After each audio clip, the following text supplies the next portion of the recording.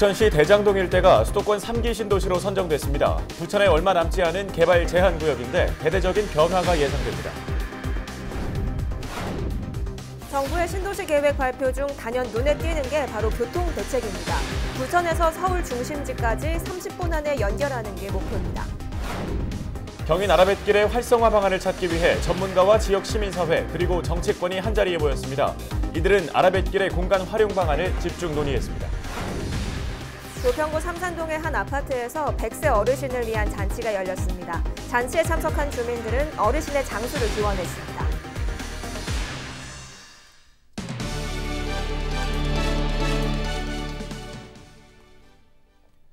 시청자 여러분, 안녕하십니까? 헬로티비 뉴스 시작합니다.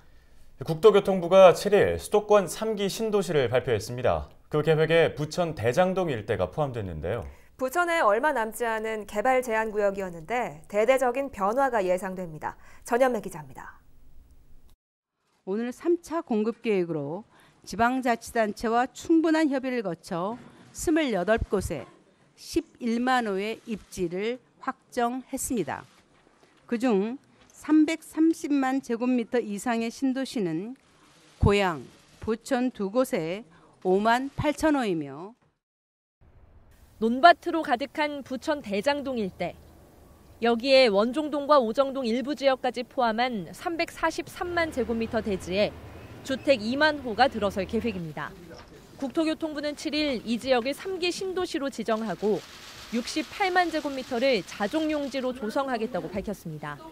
판교 테크노밸리의 1.4배에 달하는 첨단 산업단지를 만들겠다는 겁니다.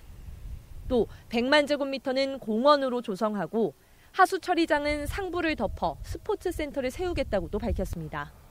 소각장 증설로 논란을 빚었던 자원순환센터는 지하화하고 주변 굴포천도 수변공원으로 변화를 주겠다는 계획입니다. 대장지구는 4차 산업 실증 단지로서 서울의 마곡, 인천 계양과 함께 서구권 첨단 벨트 구축을 통한 대한민국 첨단 산업의 거점이 될 것입니다. 부천시의 사실상 마지막 남은 땅. 신도시로 다시 태어날 대장동이 지역에 어떤 변화를 가져올지 주목됩니다. 헬로티비 뉴스 전현매입니다. 수도권 신도시 개발의 핵심은 서울과의 출퇴근 시간이 얼마나 걸리냐는 건데요. 이번 정부 발표에서도 단연 눈에 띄는 게 교통 대책입니다. 정부는 신도시에서 서울 도심까지 30분 안에 이동할 수 있도록 하겠다는 계획입니다. 이세진 기자가 자세히 짚어봤습니다. 이번 3기 신도시 발표의 핵심은 바로 교통입니다. 김현미 국토부 장관은 신도시 개발 방향 가운데 가장 먼저 서울 도심까지 30분 안에 출퇴근을 꼽았습니다.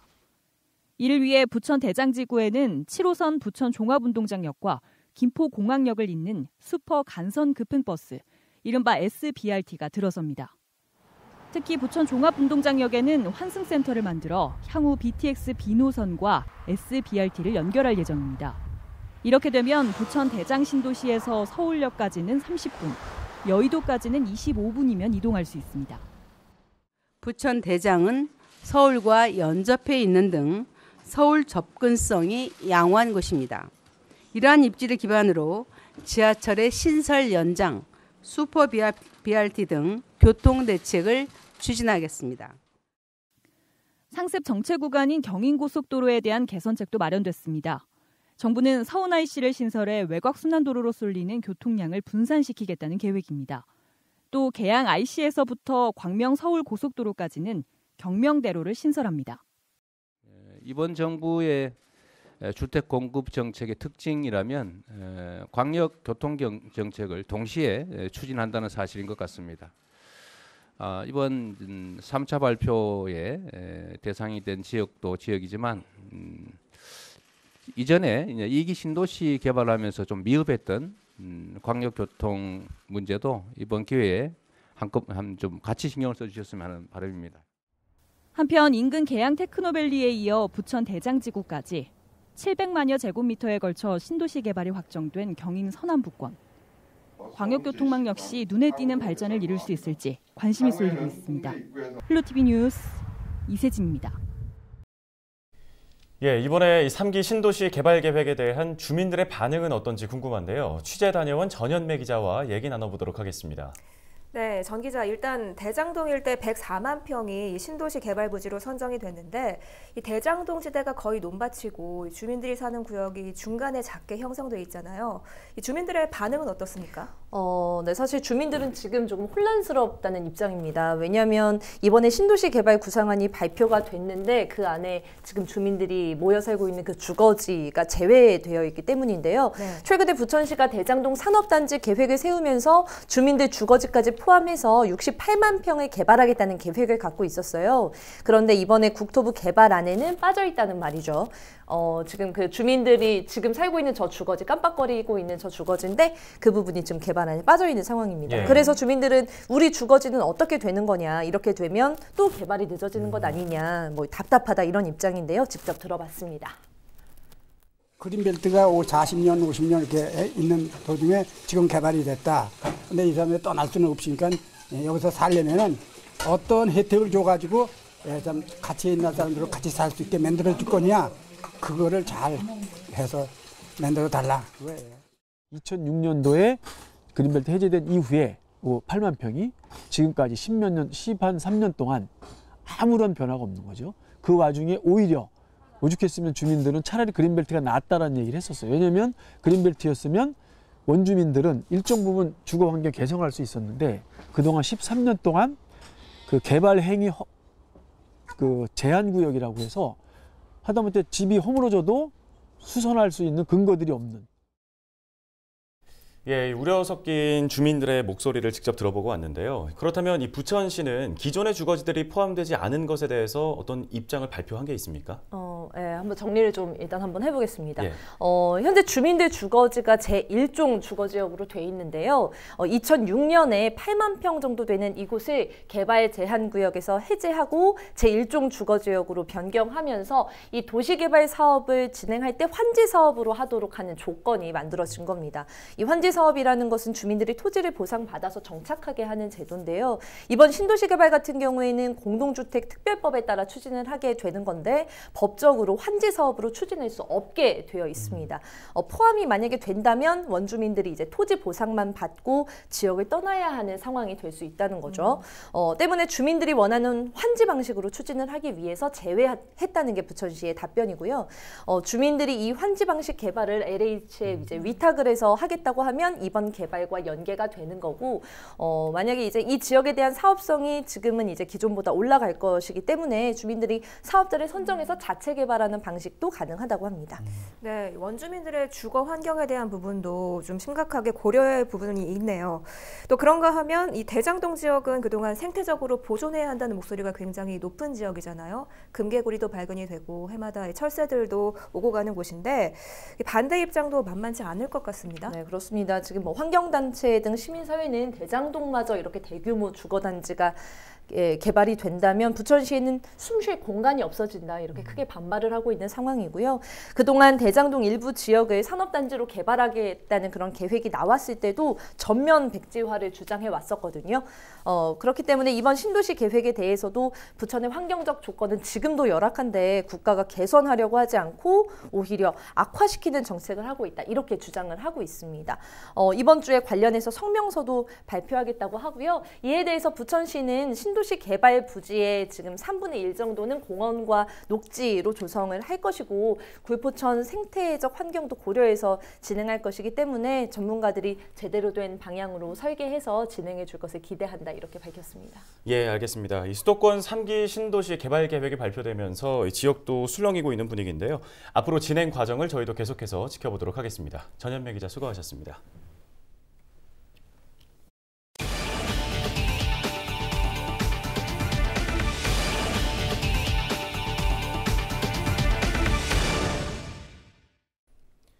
더불어민주당 계양지역구 송영길 의원은 7일 오후 계양구 박촌동에서 경인 아라뱃길의 활성화 방안에 대한 토론회를 열었습니다. 인하대 최준기 교수 등 관련 전문가들이 참여한 이번 토론회에서는 경인 아라뱃길의 발전 가능성과 공간 활용 방안 등이 집중적으로 논의됐습니다. 특히 물류와 여객 운송 분야에서 재기능을 못하는 경인 아라뱃길을 활성화하기 위해 하천구와 그린벨트 등 이중 규제를 풀어야 한다는 제안이 나왔습니다.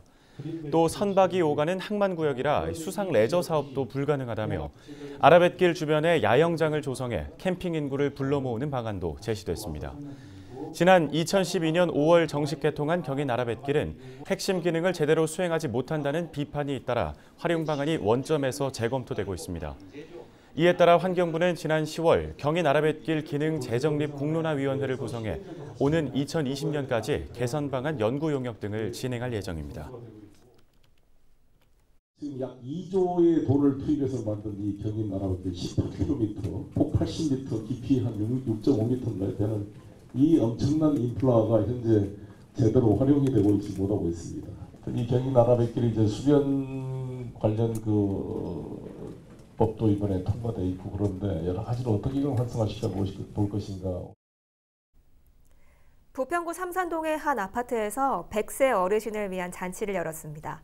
잔치에 참석한 주민들은 어르신의 장수를 기원했는데요. 훈훈했던 현장에 이재필 기자가 다녀왔습니다. 케이크에 꽂힌 초가 불을 밝힙니다. 올해 103세가 된 이호묵 할머니의 장수 잔치상. 지역 어린이집 아이들은 노래를 부르며 할머니의 장수를 희망합니다.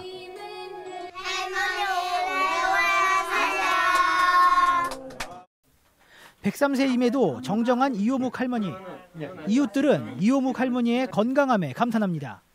부럽지요. 그렇게 건강하시면 얼마나 좋아요. 그냥 뭐든지 얼마나 건강하시고 좋아요. 진짜. 이웃들과 즐거운 한때를 보낸 이호묵 할머니. 할머니의 건강 비결은 바로 꾸준한 운동이었습니다. 건강을 타고났나 봐. 아니 그냥 내 나이 지금 건강은 다들 그냥 날 못 따라간다고들 그래. 운동 많이 하고 건강하니까 아픈 데는 아침에 일어나면 몸뚱이가 아파도 한잔 풀어내고는 안 아파. 오늘 행사는 아파트 관리를 맡고 있는 주택관리공단에서 마련했습니다. 주택관리공단은 지역 어르신들을 위해 앞으로 보다 많은 행사를 준비할 것을 약속했습니다. 근데 5월 달 맞아서 이제 가정의 달이지 않습니까? 이분들 경로 효친에 대해서 저희들이 좀 적극적으로 좀 우리가 축하해야 되겠다 싶어가지고 저희들이 좀 더 축하하고 좀 더 건강하고 오래오래 사시라고 이렇게 저희들 잔치상을 만들었습니다. 가정의 달 5월 우리 지역 어르신들의 장수를 기원합니다. 헬로티비 뉴스 이재필입니다. 다음 소식입니다. 인천시 교육청이 올해 처음으로 무상교복을 실행했는데요. 납품 지연과 재고 납품 등 크고 작은 문제가 발생하고 있습니다. 인천시 교육청은 개선책을 제시했지만 인천시의회는 교육청의 대처가 미온적이라며 질타했습니다. 배상민 기자가 취재했습니다. 인천에서 전국 최초로 시행한 무상교복 지원 사업. 올해 인천 지역 중고교 신입생 51,425명에게 1인당 26만 6천 원의 교복 구매비가 지원됐습니다. 하지만 시행 첫 해 적지 않은 문제점이 발견됐습니다. 교복업체의 납품 지연이 13개교, 재고품 납품 14개교, 지원 단가 초과로 학부모 추가 부담이 발생한 곳이 109개 교에 달했습니다. 이는 고스란히 학생 피해와 학부모 부담으로 전가돼 무상교복의 취지가 무색하다는 비판이 이어졌습니다. 이에 인천시 교육청이 대책 마련에 나섰습니다. 의원, 행정실장, 계약 전문가, 법률 고문 변호사 등으로 교복 학교 주간 구매 TF팀을 운영하여 표준 계약서 특수 조건, 입찰 평가서 표준안, 블라인드 평가 방안 등을 검토하겠습니다. 인천시청의 교복 자체 브랜드 개발 시 활용하는 방안을 검토하겠습니다. 교육청은 이와 함께 오는 7월 학생, 학부모, 교사를 대상으로 교복 관련 대토론회를 개최하고 관계자 연수, 하복 납품 이유, 학생 만족도 설문조사 등을 실시하겠다고 밝혔습니다. 인천시 의회에서는 교육청의 부실한 대처에 대한 의원들의 질타가 쏟아졌습니다. 그거를 모든 학생들한테 설문 실태조사를 한번 해주시라. 그래서 그 내용에 대해서 분석을 해봐야 되겠다. 이렇게 말씀을 드렸는데도 아직까지 안 되고 있잖아요. 예전에는 학부모 부담이었지만 지금은 무상교복인 거잖아요. 이런 식의 사태가 벌어진 것에 대해서는 국가의 공적 자금이 쓰여지고 있는 건데 이거에 대해서 관리 소홀? 교육청의 실태조사 자료의 정확성에 대한 의문도 제기됐습니다. 라벨 교체를 했거나 미기재를 했거나 날짜를 거기에 날짜를 기재를 안 했거나 제조년월일을 이런 데가 15군데 정도를 저희가 알고 있어요. 10년이 넘은 2009년도 제품도 납품한 결과가 나왔어요. 무상교복에 대한 신입생 의견 수렴이 부족하다는 지적도 나왔습니다. 한편 내년 교복 구매 상한가는 물가 상승률을 고려해 30만 5,380원으로 책정했습니다. 티브로드 뉴스 배상민입니다. 수도권 최대 규모 게임 산업 전시회인 2019 플레이 엑스포가 개막을 앞두고 있습니다. 올해는 웹툰 전문 전시회와 e스포츠 대회도 함께 열리는데요. 게임 마니아들의 관심이 쏠릴 예정입니다. 최창순 기자가 미리 소개합니다. 2019 플레이 엑스포가 오는 5월 9일부터 12일까지 나흘간 고향 킨텍스에서 열립니다. 올해로 11살이 된 플레이 엑스포는 관람객 10만 명과 참가업체 550개사, 수출 계약 1억 달러를 달성하는 게 목표. 소니와 반다이 남코, 세가, LG전자 등 글로벌 게임사들이 참가를 확정지었습니다. 콘솔과 아케이드, 모바일, 5G 게임 등 분야별 신작 게임과 기술들을 시연해 볼 수 있습니다. 또 신규 해외 시장 진출을 위해 대만과 태국, 인도네시아, 베트남, 중국, 이란 등 6개국 국가관을 운영, 유망 중소기업을 알리기 위한 특별관도 더 확대합니다. 다양한 게임과 웹툰 그리고 e스포츠의 전시 그리고 비즈 마케팅 그리고 가족들이 참여할 수 있는 그런 프로그램들이 마련되어 있습니다. 경기 국제 e스포츠 대회도 주목할 만합니다. 총 2,400만 원의 상금을 걸고 리그 오브 레전드와 배틀그라운드, 카트라이더 등의 경기가 열립니다. 국내 최초 웹툰만을 주제로 한 대규모 행사도 예정돼 있습니다. 작가 사인회와 영화 상영, 캐리커처 등 관람객 이벤트와 수출 상담회, 차원 컨퍼런스 등의 비즈니스 행사가 동시에 진행됩니다. 요즘에 또 융합하잖아요. 콘텐츠가 융합하기 때문에 웹툰과 게임, 미디어 융합할 수 있는 그런 것도 볼 수 있는 좋은 기회가 되지 않을까 생각합니다. e스포츠와 웹툰 등 다양한 콘텐츠로 무장하고 종합 콘텐츠 축제로의 도약을 꿈꾸는 2019 플레이 엑스포가 관람객들을 기다리고 있습니다. 경기 GTV 최창순입니다. 우리 지역의 이슈 콕 짚어봅니다. 헬로 이슈 토크. 지역의 이슈를 속 시원히 풀어보는 헬로 이슈 토크입니다. 5월은 가정의 달이기도 하고 청소년의 달이기도 한데요. 하지만 우리 주위에는 가정폭력으로 인해 가정이나 학교의 보호를 받지 못하는 청소년들이 많습니다. 이 같은 거리 청소년을 위한 사회의 안전망이 시급한데요. 최근 부천에는 가정폭력과 성폭력 피해 여성 및 청소년을 위한 해바라기 센터 설립이 가시화되고 있어 관심을 끌고 있습니다. 자세한 내용 함께 이야기 나눌 두 분 모셨습니다. 이진현 경기도의원과 한태경 부천시 일시 청소년 쉼터 소장 모셨습니다. 안녕하십니까? 네, 반갑습니다. 네. 안녕하세요. 네, 먼저 이 해바라기 센터 설립을 위해서 누구보다 적극적으로 나서고 계신 분이 우리 이진현 의원님이신데, 먼저 해바라기 센터가 이제 어떤 곳인지, 왜 필요한지 설명을 좀 먼저 해주세요. 네. 요즘 언론 방송에서 폭력 피해자가 날로 늘어나고 있고 또 상황은 더더욱 지금 심각해지고 있는 현실입니다. 이런 이제 피해자들을 보면은 사회적 약자인 아동 그리고 여성이 대부분입니다. 그래서 해바라기 센터는 성폭력, 폭력 피해자가 위기 상황에서 대처할 수 있도록 지원하는 기관입니다. 그래서 여성가족부에서 주관해서 지금 현재 전국에 한 37개소가 지금 운영이 되고 있고요. 피해 발생 시 365일 24시간 상담, 의료, 법률, 수사, 심리 치료까지 원스톱으로 지원할 수 있는 기관입니다. 그래서 현재 그렇게 운영을 하면서 센터마다 특성이 있는데요. 요즘 많이 문제되고 있는 다문화 여성들도 또 외국인 여성들 그리고 또 장애인, 미성년 다 포괄해서 전문기관에서 그런 역할까지 함께 하고 있습니다. 네. 그리고 또 이제 뭐 청소년 관련 기관 중에 하나가 부천에 있는 이제 일시 청소년 쉼터예요. 이곳은 어떤 곳인지 또 소장님이 좀 소개를 해주실까요? 네, 저희 일시 청소년 쉼터는 청소년 복지 지원법 제31조에 따라 설립된 청소년 복지 시설이고요. 네. 인천에도 두 곳이 있고 경기도에는 부천과 성남, 안양, 남양주, 의정부 등에 설치되어 있습니다. 주로 거리를 배회하거나 옛날엔 노숙이라고 표현을 했죠. 네. 그런 노숙하는 청소년들을 주 대상으로 해서 저희가 발굴을 하고 가장 이 아이들에게 맞는 곳으로 연계하는 것, 그리고 그 가운데에서 짧은 시간 네. 보호하는 역할까지도 맡고 있습니다. 이 일시 쉼터에 이제 오는 청소년 대부분이 뭐 이제 가정이나 학교를 좀 떠나서 이제 뭐 일명 거리 청소년이라고 하죠. 이제 그런 청소년들이 올 텐데 부천에 이런 청소년들이 좀 많은가요? 어때요?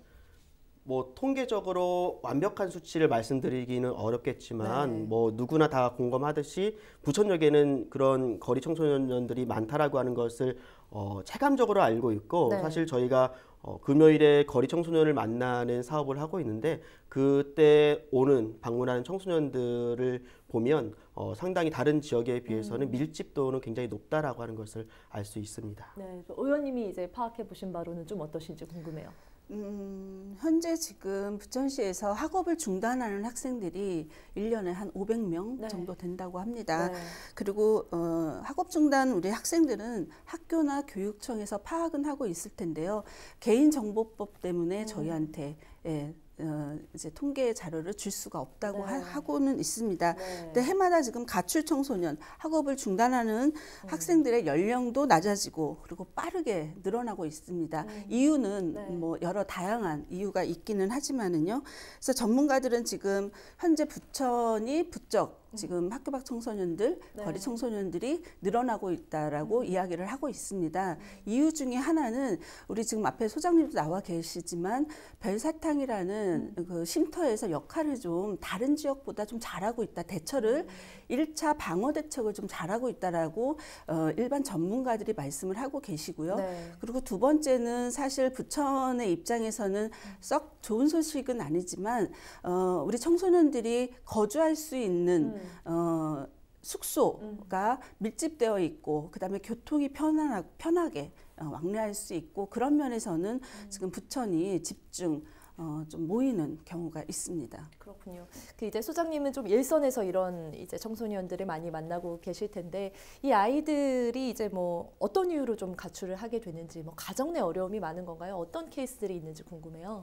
네, 저희는 우선 청소년을 의뢰하면 모든 청소년을 다 저희가 상담을 하고 저희가 사례 관리를 들어가는데 사실 한 절반 정도는 그냥 단순 일탈형 가출이라서 바로 가정으로 복귀시키는 것이 가능하고요. 그런 친구들에 대해서는 저희가 뭐 깊은 사례 관리를 들어가지는 않습니다. 하지만 실제로 이제 가정에 문제가 있어서 뛰쳐나온 청소년들의 경우에는 갈 곳이 없는 게 가장 큰 문제죠. 그래서 뭐 외부 요인에 의해서 강요된 가출이라고 저희가 표현을 하는데 가출이라고 하는 단어가 너무나 저희가 보기에는 좀 부정적인 의미로 많이 쓰이고 있습니다. 그래서 뭐 가출은 자기 의지로 자기 스스로 집을 나왔다라고 생각을 하기 쉬운데 사실 저희가 현장에서 만나는 청소년들은 가출을 강요받는 상황에서 그래서 가출하는 것이 좀 오히려 이해가 되고 어쩌면 가출하는 것이 이 친구들에게는 좀 안전하다고 느껴지는 일들이 좀 있었습니다. 특히 가정폭력, 그리고 현장에서 가장 많이 보는 거는 가정 내 성폭력이 굉장히 많이 저희가 발견되는 사례 중에 하나고요. 또 가정 해체로 인해서 누구도 달가워하지 않는 가족 구성원이 되어버려서 어느 집에도 들어갈 수 없는 떠돌이 청소년들이 굉장히 많이 있다는 것입니다. 그렇군요. 그런 청소년들을 위한 뭐 이제 여러 가지 시설들이 있긴 있지만 이제 소장님께서도 이 해바라기 센터 건립에 대한 부분 뭐 좀 공감을 하시는지 궁금해요. 이런 도움을 필요로 하는 뭐 아이들이나 여성들도 좀 많이 있나요? 뭐 많다라고 하는 정도가 아니라 거의 대부분이고요. 저희가 실질적으로 사례 관리를 깊이 개입하고 있는 청소년들의 거의 대부분은 해바라기 센터에 의뢰됐으면은 지금보다 훨씬 나았을 그런 청소년들이 굉장히 많았습니다. 올해 1월 달에 한 주, 2주 사이에 한 2주 사이에 청소년들, 여자 청소년 3명이 임신해가지고 들어왔어요. 네. 근데 그 과정이 사실 석연치 않았던 부분들이 있었는데 쉼터만의 대응으로는 사실 좀 많이 어려웠죠. 네. 그럴 때 사실 해바라기 센터가 있었다면은 더 많은 도움을 받을 수 있었을 텐데라고 하는 그런 지금에 와서는 참 굉장히 아쉬운 점이 발견이 됐고요. 그리고 해바라기 센터의 기능은 사실 여러 곳에서 분산해서 생각을 하면은 그 서비스를 제공하는 것은 찾을 수 있을 것 같아요. 네. 그런데 그것을 한 곳에 모아놓고 그리고 24시간 네. 그리고 훈련된 전문가가 정말 안정적인 장소에서 편안하게 그 서비스를 제공할 수 있는 것이 굉장히 중요하다고 생각이 듭니다. 실제로 저희가 이제 아이들한테 성폭력이라고 하는 상황이 발생된 것 같은 의심이 들면은 네. 우선은 병원으로 데려갑니다. 네. 네, 병원까지는 잘 가요. 근데 병원에서 경찰서 가는 것까지 네. 그리고 경찰서에서 진술하는 그 과정에서 네. 상처를 많이 받습니다. 실제로 훈련받은 어떤 여자 경찰께서 이렇게 진술을 받는 게 아니면은 아이들은 굉장히 좀 수치심을 많이 느끼고 네. 그 과정 안에서 저 그만할래요라고 하는, 그래서 중간에 그만두는 일들이 굉장히 많아서 저희도 그런 친구들을 보면서 이렇게 끝날 애가 아닌데 그 다음에 이게 트라우마로 남아서 계속해서 얘를 괴롭힐 텐데라고 하는 정말 큰 아쉬움이 많이 네. 있었습니다. 네, 이 해바라기 센터는 근데 뭐 청소년만을 위한 공간은 아니고 보니까 뭐 가정폭력이나 성폭력 피해자들은 누구나 이제 뭐 이용을 할 수 있는 곳이라고 들었어요. 뭐 구체적으로 가게 되면 어떤 지원이나 도움을 받게 되는지 다시 한번 의원님 좀 정리해 주실까요? 네. 해바라기 센터는 통합센터로서 네. 전문가들이 그 피해 발생 응급 상황에서부터 치료가 끝날 때까지 피해자와 그 다음에 그 비가해 보호자 네. 그리고 가족에게 모든 서비스를 다 제공을 하고 있습니다. 네. 말씀드렸듯이 의료, 상담, 심리치료, 그 다음에 수사, 법률 지원까지 원스톱으로 다 하기 때문에 아까 소장님이 말씀하셨던 것처럼 포기하는 사례들이 많이 줄어들게 네. 되는 거죠. 그래서 그런 1차 진료뿐만 아니라 그 발생한 거에 대한 수사, 추적까지 네. 다 할 수 있어서요. 포기하는 경우가 상당히 많이 적어들고 있습니다. 그렇군요. 이게 지금 뭐 여성가족부 차원에서 이제 추진을 네. 하는 사업이잖아요. 예, 경기도에도 뭐 이제 이미 몇 곳은 있는 걸로 아는데 부천에 또 추가가 돼야 된다. 어떤 네. 이유로 좀 얘기를 하시는 거예요? 네, 경기도 내에는 서부 안산시에 이제 그 한도병원에서 운영하고 네. 그다음에 남부에는 수원 아주대병원에서 하고 있고요. 그다음에 네. 북부에서는 고양에서 명지병원에서 이제 세 곳에서 거점으로 운영하고 있습니다. 네. 이게 시마다 있는 것은 아니고요. 네. 그리고 특히 성남에서는 경기 아동을 위한 해바라기 센터를 운영하고 있는데요. 거기 분당 차병원에서 지금 하고 있는데요. 네. 지금 점점 폭력이 매해 늘어나고 있고요. 그 다음에 이게 거점으로 해바라기 센터를 운영하다 보니까 부천 같은 경우는 사건이 발생을 하면 안산까지 빠르면 1시간, 네. 또 길이 막히면 2시간 정도 갑니다. 가서 빨리 이 상황들을 대처할 수 있는 기능은 거의 불가능합니다. 네. 왜냐하면 여러 도시에서 오기 때문에 그 순서를 기다려야 하고요. 네. 그렇게 순서를 기다리는데 너무 많이 지쳐 있기 때문에 네. 특히 아동인 경우에는 더 많이 지쳐서 물 먹어도 안 되고요. 네. 그다음에 화장실 사용도 용이하지 않기 때문에 아동 같은 경우는 거의 대부분 빠른 시도가 그러니까 빨리 치료하지 않으면 불가능하기 때문에 부천시 같은 경우는 이게 거점이 아니라 지자체 자체에서 좀 이런 것들을 기본적으로 좀 늘려야겠다 생각을 해서 시도를 하게 되었습니다. 그렇군요. 이게 이제 뭐 최종적으로 설립이 될 때까지 아직도 이제 절차는 좀 많이 남았잖아요. 네. 뭐 어떤 절차가 남아 있는 건지 확정은 좀 언제쯤 되는 건지 궁금하네요. 아직 추진 단계에 있고요. 네. 근데 이제 추진 단계에서 저희가 여가부 공모가 한 9월에서 10월경에 있습니다. 네. 근데 공모에 저희가 또 대화되고 네. 그리고 나서 이제 그 본예산에 이제 그 여가부 본예산, 네. 그러니까 보건복지부랑 같이 여가부 예산에 이제 저희가 이제 또 돼야 되고 네. 그런데 많은 곳에서 다른 여타의 시에서 시도를 안 한 건 아니었습니다. 네. 어느 도시는 국회의원까지 나서서 추진 준비를 하고 있었는데 네. 불가능해진 경우도 있고요. 특히 병원 내에 100평이라는 공간이 필요합니다. 네. 근데 지금은 100평이란 공간보다 30평 있고 차로 5분 내에 이동할 수 있는 거리 내에 또 70평 정도가 있어야 되고요.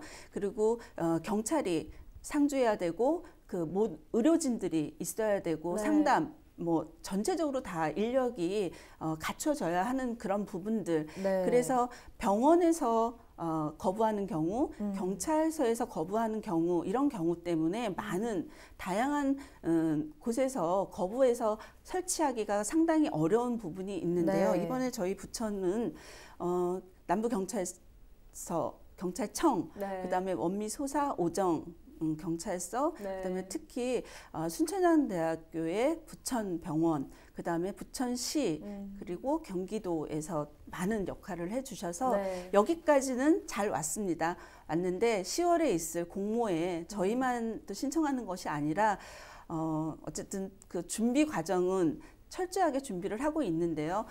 결과는 아마 올 연말이 돼야지 알 수 있을 것 같습니다. 그렇군요. 얘기를 듣다 보니까 이제 무엇보다 아무튼 의료기관의 치료를 좀 적극적으로 받을 수 있게 된다. 이게 굉장히 기대가 되는 바예요. 근데 사실 보면 이 거리 청소년의 경우 폭력이라든지 이런 부분을 떠나서도 건강권이 좀 상당히 위협받고 있을 것 같아요. 거리 생활이 좀 지속되다 보면 들어보니까 이제 지난 연말에 이제 건강 실태 조사 이런 것도 했다고 들었는데 결과가 어땠을까요? 다들 예상하시겠지만 결과는 좋지 않았죠. 네. 우선은 생각보다 거리 청소년들에게 당뇨, 비만, 고혈압 이런 성인병이라고 불리는 질환들이 굉장히 많았고요. 네. 문제는 사실 집에서 가정의 보호를 받고 있다면 관리를 받으면은 건강하지 않다 하더라도 충분히 생활할 수 있을 텐데 이런 것들을 제대로 건강을 이런 성인병을 제대로 관리하지 못하다 보니까는 이게 굉장히 악화된 상태에서 저희 쉼터를 방문하고 저희가 서비스를 제공했을 때는 이미 너무 늦은 상태에서 찾아오는 경우가 굉장히 많았습니다. 그리고 특히 이제 부천 성모병원에서 저희 청소년들 건강 검진을 작년에 쭉 해주셨는데 치아가 굉장히 부실한 걸로 드러났습니다. 음식도 제대로 된 걸 먹지 못하는 것도 있고 위생 상태도 불량하고 하기 때문에 치아가 부실한 것 같은데 치아가 부실하니까 또 영양이 또 굉장히 부족해집니다. 다들 먹을 수 있는 음식이 한정돼 버리니까요. 그리고 영양이 부족하니까 또 건강이 나빠지는 이런 악순환이 지속이 되더라고요. 또한 예방 접종을 아이들이 거의 다 맞지 않은 상태였기 때문에 굉장히 그것이 취약한 상황을 저희가 파악을 했습니다. 부천 성모병원의 이해남 산부인과 교수님께서는 작년에 저희 아이들만 전담으로 해가지고 시간 비우시고 그 시간에 아이들을 좀 만나셨는데 보통의 청소년에 비해서 이제 임신이나 자궁경부암 혹은 성병 이런 데 노출된 아이들이 많아서 참 걱정을 많이 하셨던 것이 기억이 납니다. 그렇군요. 그러면 이제 이 같은 거리 청소년 건강 관리를 위해서는 좀 어떤 대책이 마련되면 좋을까요? 네, 방금 말씀드린 것처럼 세부적인 건강 검진을 당연히 받아야 하고요. 어릴 때 맞지 못했던 예방 접종들 숫자가 굉장히 많습니다. 그런 것들을 좀 다 접종을 시켜야 되고요. 간염, 접종, 독감, 자궁경부암 사실 이게 금액이 개개인으로 한두 명 지원을 해주는 거야 가능하겠지만 이게 수십 명, 이게 100단위가 넘어가면 굉장히 큰 비용이 듭니다. 특히 자궁경부암 주사 같은 경우에는 한 명에게 3회를 맞춰야 되는데 그 돈이 한 100만 원 돈 한 명에게 지급이 되어야 되는 상황이라 사실 사업비가 확보가 되어야 하는 게 중요합니다. 그래서 작년에 사실 저희가 부천시에서 이런 비용을 지원을 받아서 아이들에게 이런 서비스를 제공할 수 있었는데 올해는 좀 안타깝게 지원이 끊기는 바람에 올해는 이 사업이 좀 중단이 된 것이 있습니다. 그래서 이게 시간이 된다면 힘 좀 써주시면은 좋을 것 같습니다. 그리고 작년에 저희가 총 88건의 산부인과 진료 서비스를 제공했습니다. 그런데 비보험에 해당하는 초음파나 성병 검사 이런 것들은 고액이라서 지원이 참 어려웠던 경험들이 좀 있습니다. 적어서 이 청소년에게 이런 종류의 검사 비용은 좀 국가에서 지원을 해주시는 게 맞지 않나 하는 생각이 듭니다. 저희는 물론 이제 부천성모병원에서 저희가 좀 의뢰를 하면은 좀 많이 도와주시고 있기 때문에 그나마 좀 정말 필요한 애들한테는 이런 서비스를 제공하지만 사실은 전수적으로 좀 이런 상황을 좀 파악을 해야 되고 네. 지원을 해야 되는 것이 맞다고 생각이 듭니다. 뭐 이 건강관리 관련해서 뭐 의원님도 좀 대책이라든지 얘기해 주실 게 있을까요? 네.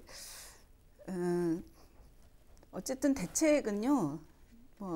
앞서 말씀 우리 소장님이 하셨는데 검진, 치료, 그다음에 예방 차원에서 정말 필요한 만큼 지원을 해야 된다고 생각을 합니다. 우리 청소년들이 다 쓰러지고 난 후에 아이들을 돌볼 수 있는 것도 아니고요. 그러기 전에 정말 어른들이 책임을 져야 되는 건데 지금 현재로는 어른들이 방치하고 있다라고 생각이 듭니다. 지금 국가 차원에서도 무상교육, 무상교복, 무상급식 다 이제 절차적으로 지금 하고 있습니다. 네. 그런데 그런 혜택조차 받지 못하고 있는 우리 지금 또 외곽에 있는 청소년들 그런 서비스조차도 받지 못하는데 본인들의 건강 자체도 국가에서 책임져 주지 않는다는 것은 이거는 정말 심각하게 생각할 문제라고 저는 생각을 하고 있습니다. 네. 그 작년에 이제 토론 그 건강 실태에 대한 토론도 저도 같이 했었는데요. 2018년 10월경에 정부 발표가 치과 항목을 포함을 시켰습니다. 건강검진에 포함시키겠다고 발표한 적이 있습니다. 저희는 그때 산부인과나 비뇨기과도 함께 포함됐으면 하는 요청을 또 했었고요. 그런데 지금 그 과목은 빠져 있었습니다. 앞서 소장님이 말씀하셨던 것처럼 산부인과 진료와 비뇨기과 진료를 그 항목들을 정말 건강검진에 넣고 그리고 체계적으로 진료를 받을 수 있는 것은 지자체, 광역, 정부가 꼭 해야 될 일이고 이거를 위해서 저도 최선을 다할 생각입니다. 네. 뭐 이제 최근에도 이제 한번 사회적으로 이슈가 좀 터졌지만 이런 뭐 가정폭력이라든지 뭐 성폭력이라든지 계속해서 이슈화가 되고 있어요. 이럴 때마다 이제 뭐 상대적으로 약자인 여성과 청소년들이 늘 좀 피해자가 되고 있는 것 같은데 좀 제도적 장치가 마련이 돼야 된다 이런 목소리가 높거든요. 의원님 관련해서 좀 의견을 좀 주시죠. 저는 사실 이런 얘기를 했습니다.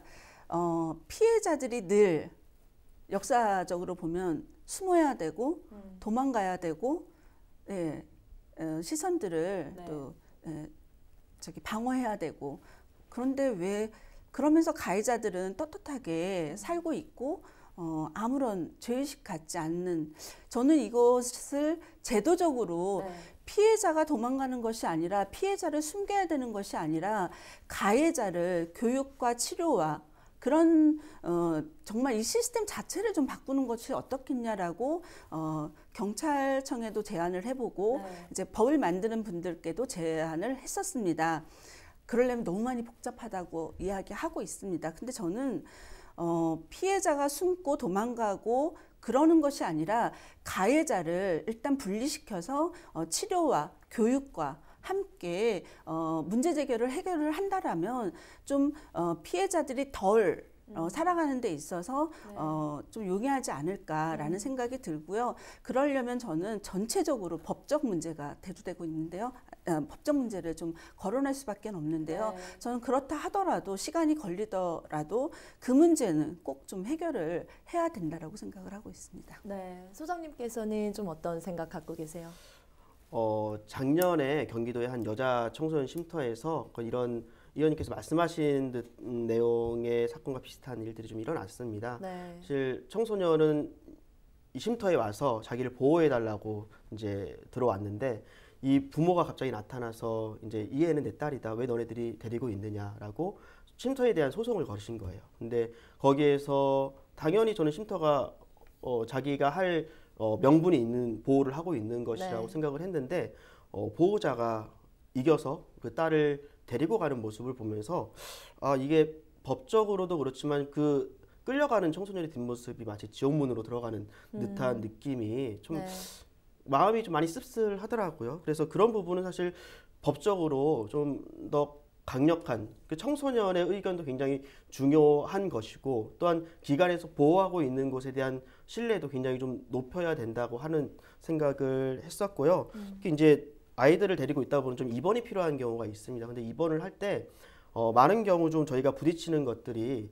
가정폭력이라든지 집과 연락하기 좀 어려운 아이들은 네. 입원을 할 때 부모 동의서를 사실 받아야 되는데, 그 동의서를 받기가 굉장히 어려운, 차라리 그냥 입원 안 하고 말래, 그냥 치료 안 받고 말래라고 하는 수준으로 아이들이 이제 받아들일 수밖에 없는 상황들이 발생하는데, 네. 저는 청소년 쉼터라든지 아니면 청소년을 보호하고 있는 어떤 공적인 기관들이 그런 법적인 대리 보호의 역할을 좀 할 수 있는 법적인 기반, 그리고 혹시 책임 때문에 그런 것들을 우리가 가지지 못한다면 지방자치단체는 어쨌든 책임을 질 수 있는 힘을 가진 조직이니까 지방자치단체에서 그 지역의 아이들을 품는 단체잖아요. 저희가 그 지자체에서 아이들의 대리 부모의 역할, 어버이의 역할을 할 수 있다고 저는 충분히 생각을 하고, 그런 식으로 우리가 좀 앞으로 좀 더 나아갈 수 있지 않을까 생각을 합니다. 네, 오늘 두 분의 이제 여러 가지 의견 잘 들어봤고요. 오늘 헬로 이슈 토크에서는 부천 해바라기 센터 설립 준비와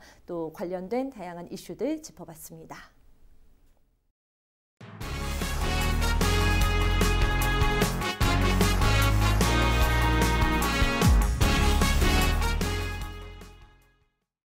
(7일) 오전 8시 50분쯤 인천시 계양구 가련동의 한 도로에서 택시와 승합차가 충돌하는 사고가 일어났습니다. 이 사고로 승합차가 옆으로 넘어지며 운전자 36살 B씨가 크게 다쳐 현장에서 숨졌고, 택시 운전기사 50살 A씨는 병원으로 옮겨져 치료를 받고 있습니다.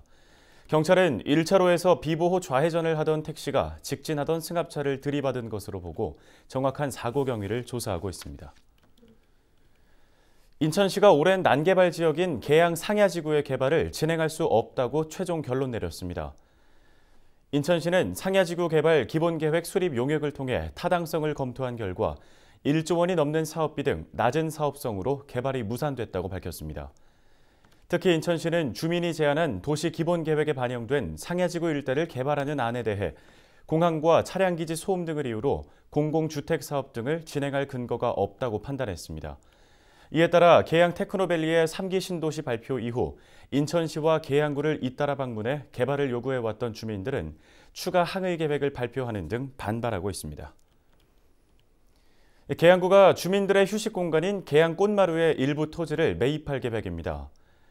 계양구는 7일 서운동 일원에 조성된 꽃밭 계양 꽃마루에 포함된 사유지를 매입하기 위해 토지주 협의와 추가 경정 예산 확보 등 절차를 진행하고 있다고 밝혔습니다. 구가 매입하려고 하는 사유지는 축구장 17개 크기인 계양 꽃마루 전체 12만 2천 제곱미터의 4%에 해당하는 5,400만 제곱미터 규모로 비용은 21억 원으로 추산됩니다. 계양 꽃마루 일부 토지를 계양구가 매입하게 되면 꽃밭을 보존하는 효과와 함께 앞으로 해당 부지의 개발 계획이 세워질 때 토지 소유권자로서 의견을 피력할 수 있게 됩니다. 한편 계양 꽃마루는 개장 1년 만에 15만 명의 관람객이 방문하며 큰 호응을 얻었습니다. 앞서 인천도시공사가 계양 꽃마루 부지에 기업형 임대주택을 건립하려 했지만 주민들의 반대에 부딪혀 중단한 바 있습니다. 지난 6일 새벽 3시 50분쯤 인천시 계양구 인근 인천국제공항 고속도로 개화터널 입구에서 승용차 3중 추돌 사고가 발생했습니다. 이 사고로 승용차 운전자 28살 여성 A씨가 머리 등을 크게 다쳐 인근 병원으로 옮겨졌지만 숨졌습니다. 경찰은 비상등을 켜고 2차선에 정차한 뒤 도로에 나와 있던 A씨를 뒤따라오던 택시와 승용차가 잇따라 들이받은 것으로 보고 있습니다. 인천시 교육청이 지난해 과대 과밀학급을 전수조사한 데 이어 올해는 과소학급에 대한 검토에 착수했습니다. 시교육청은 최근 인천 시내 510개 교를 대상으로 여유교실 상황 등을 파악한 결과를 바탕으로 과소학급에 대한 전수조사를 실시한다고 밝혔습니다. 이번 조사는 5년 전보다 일반 학급이 초등 8학급 이상, 중등 6학급 이상 감소한 49개 교가 대상입니다.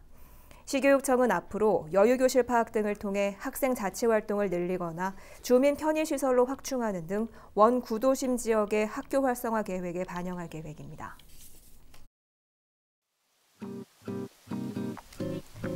날씨 알아보겠습니다. 연일 맑고 건조한 날씨가 이어지고 있는데요. 수요일에는 아침 기온 11도, 낮 기온 21도 보이겠고요.